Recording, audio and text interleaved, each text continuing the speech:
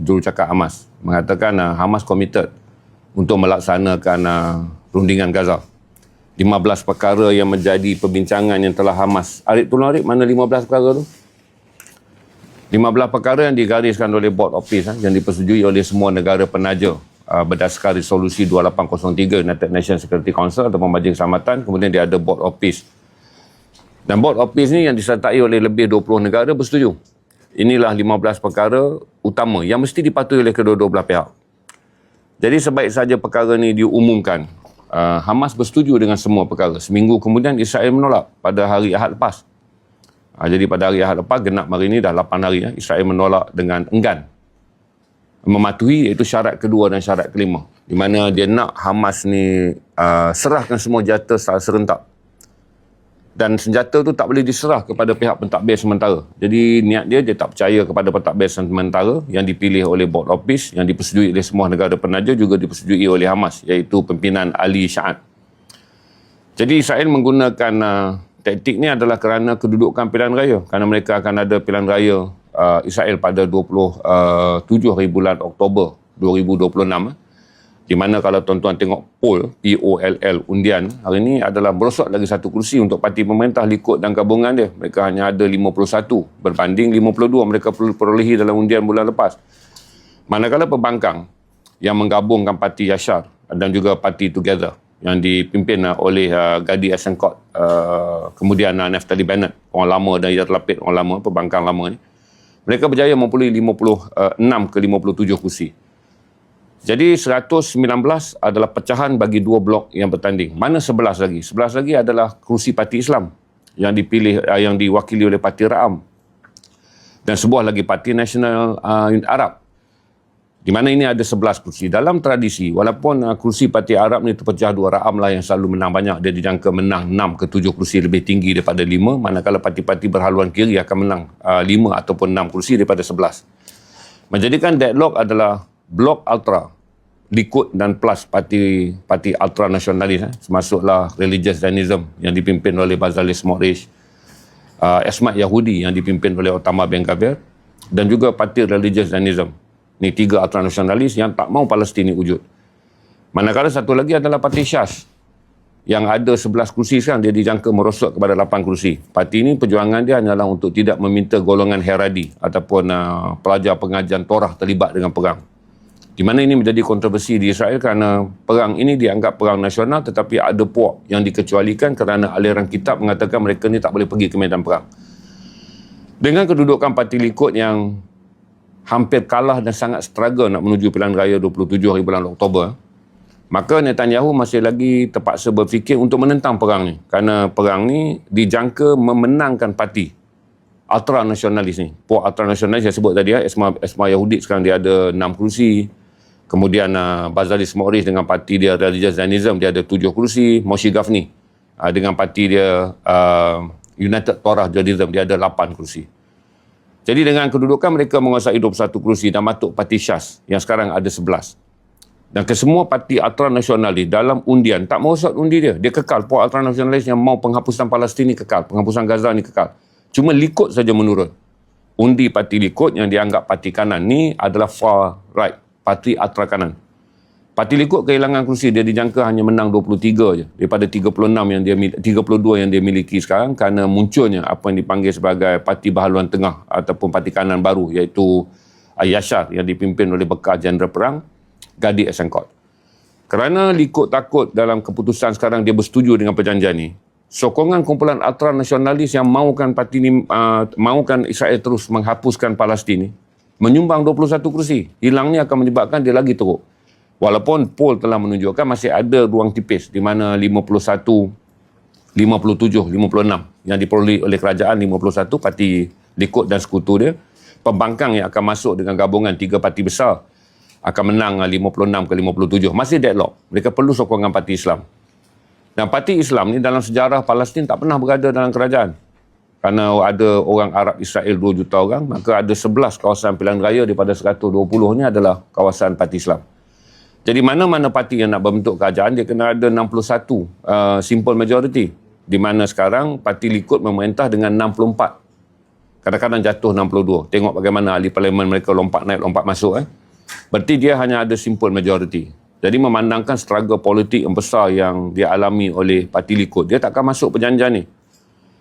Berarti apa yang kita nanti? Apakah parti baru yang menang nanti akan masuk perjanjian ni? Tiada jaminan. Kerana Gadi Senkot yang mewakili Yashar tak pernah bercakap sama ada dalam pilihan raya ni dia akan menumpukan pada menyelesaikan perang. Begitu juga sekutu dia kerana mereka bergabung di bawah satu bendera.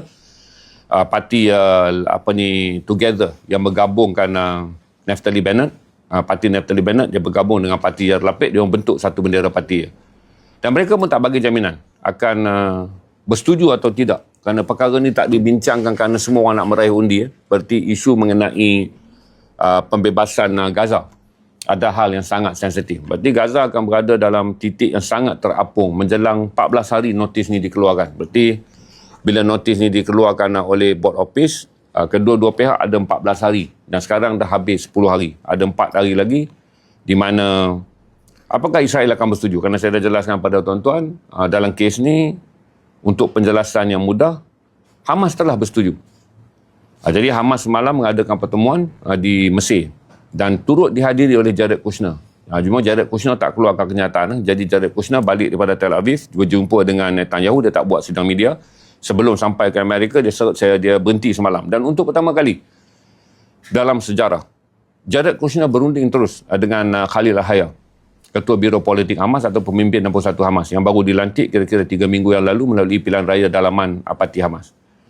Berarti kalau tuan-tuan dapat lihat kecenderungan, ada kecenderungan melindungi Hamas. Kerana Hamas ni Amerika anggap pengganas. Selama ini Amerika berunding dengan Hamas dengan menggunakan orang tengah.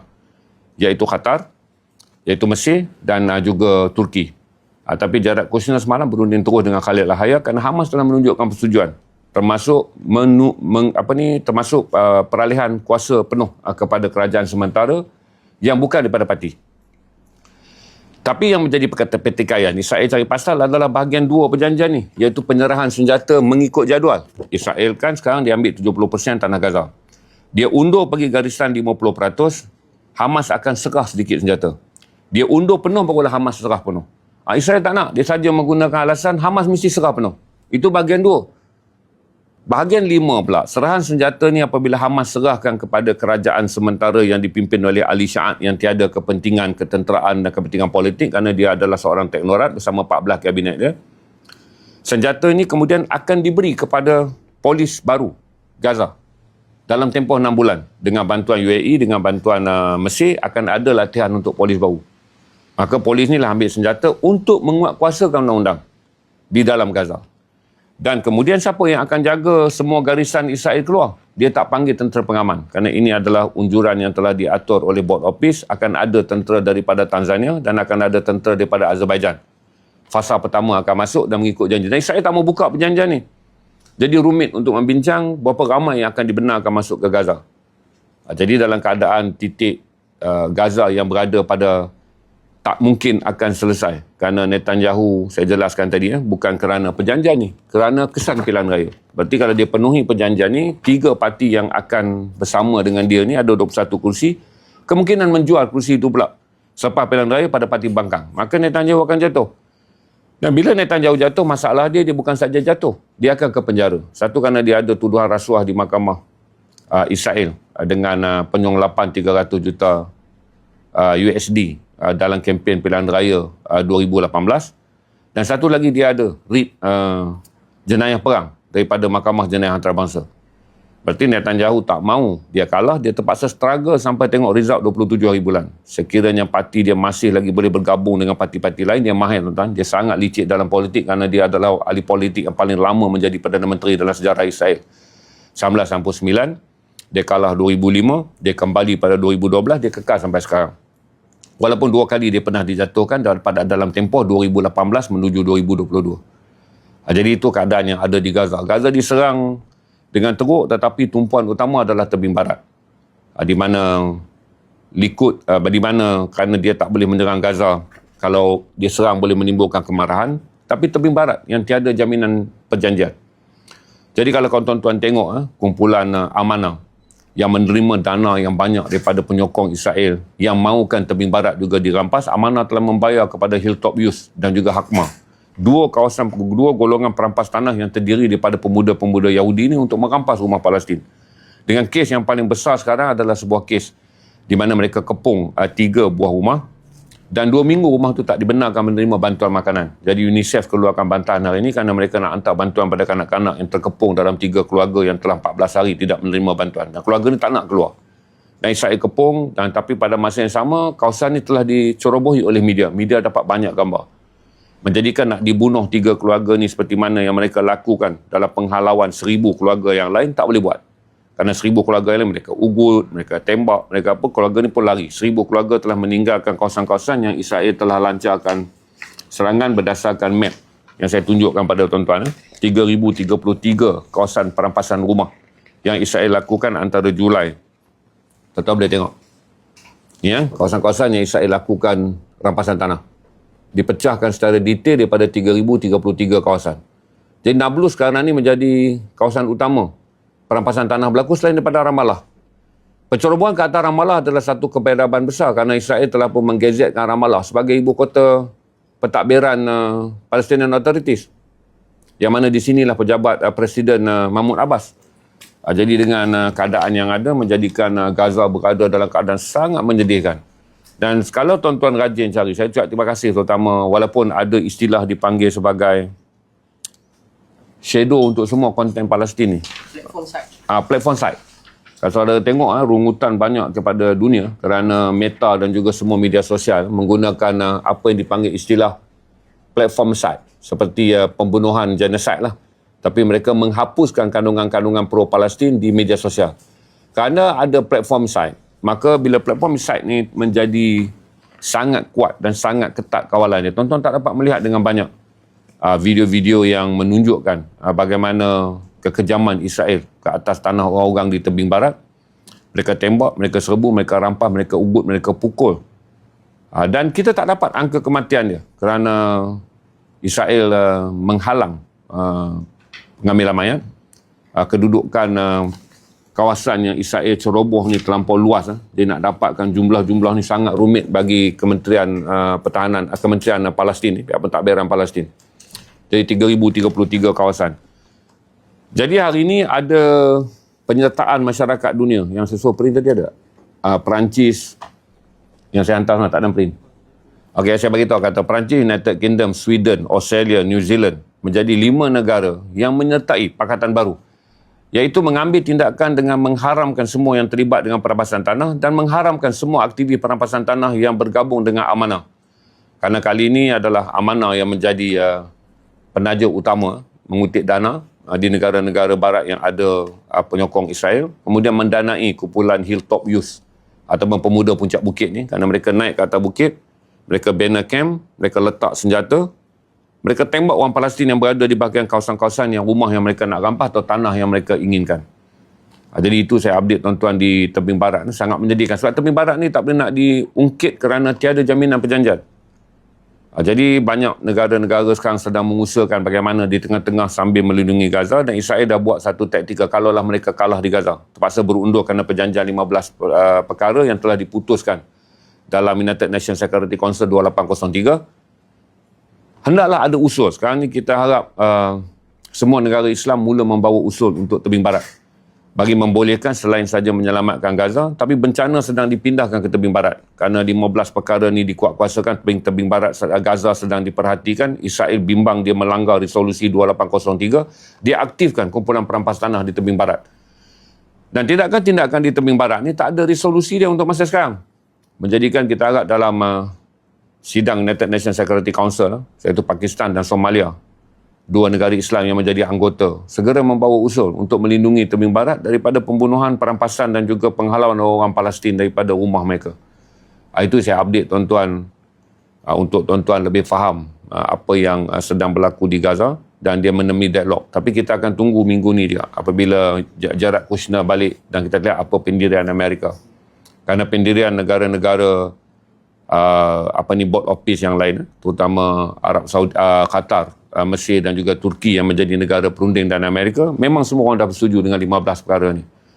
Dan kita tahu Israel tak akan bersetuju. Dia tanda tangan 2 perjanjian untuk tidak menyerang Lebanon di Amerika. Dia pergi jumpa Amerika dan sign tanda tangan dengan Presiden Joseph Aoun. Tapi dia serang juga. Lebanon masih lagi dibom dengan 11 kematian semalam. Dan Israel kata perjanjian tu adalah dengan Lebanon. Yang dia bom adalah Hezbollah. Pelik putar belit orang Israel ni. Kamu dah sign perjanjian negara. Tak. Dia kata dia bom tu Hezbollah. Perjanjian dia dengan Lebanon, dia tak serang Lebanon. Dia mentakrifkan Lebanon tu kepada 2 klasifikasi. Berarti perjanjian tidak menyerang Lebanon. Tapi perjanjian membenarkan dia menyerang Hezbollah dalam tanah Lebanon. Menjadikan perjanjian yang 2 kali ditandatangani di New York tiada nilai. Jadi ini saya update tuan-tuan tentang apa yang berlaku. Ini fakta dia. Saat tuan-tuan akan merungut tak percayalah, tak apa, itu terpulang lah. Kalau tuan-tuan dah ada mindset, kita pun tak mau bincang soal percaya atau tidak percaya, tapi kita bincang fakta, apa yang sedang berlaku untuk meningkatkan pengetahuan kita, untuk meningkatkan apa yang kita tahu. Tapi kalau tuan-tuan dah ada reject, tak mau terima perjanjian, tak payah dengar lah. Tuan-tuan tunggu sajalah Imam Mahdi datang dan selesaikan masalah ni. Cuma bagi kita yang masih berharap Malaysia juga boleh memainkan peranan, di mana Perdana Menteri juga menyatakan dalam sidang parti dia PKR bahawa suara dia akan terus lantang dalam isu Palestin walaupun ada kesan. Jadi kita harap Perdana Menteri juga meneruskan usaha dengan Malaysia menjadi lebih proaktif, terutama dalam kes tebing barat. Dan saya pun rasa sangat sedih kerana tiada demo, kerana tiada benda yang di Malaysia langsunglah orang tak tahu apa berlaku di tebing barat. Tiada satu aksi pun, tiada satu tindakan pun, tiada satu sidang pun daripada kerajaan dan NGO mengenai keadaan di tebing barat. Kerana platform side ataupun kerana kita merasa berterkeliru untuk mengatur begitu banyak masalah orang Islam. Tak ada, jadi menjadikan bila saya brief tuan-tuan pun rasa macam rumit untuk tahu berita ni banyak mana di mana. Minggu lepas kerana ada banyak kongres parti, minggu sebelum dulu kerana ada banyak pilihan raya, maka hampir 2 bulan kita, ruang berita kita ni tidak meninggalkan khabar mengenai Palestin, tidak meninggalkan khabar mengenai tebing barat dan tidak meninggalkan khabar mengenai Gaza. Jadi saya update tuan-tuan lah, kalau ada soal jawab, tuan-tuan nak tahu, tuan-tuan boleh tanya.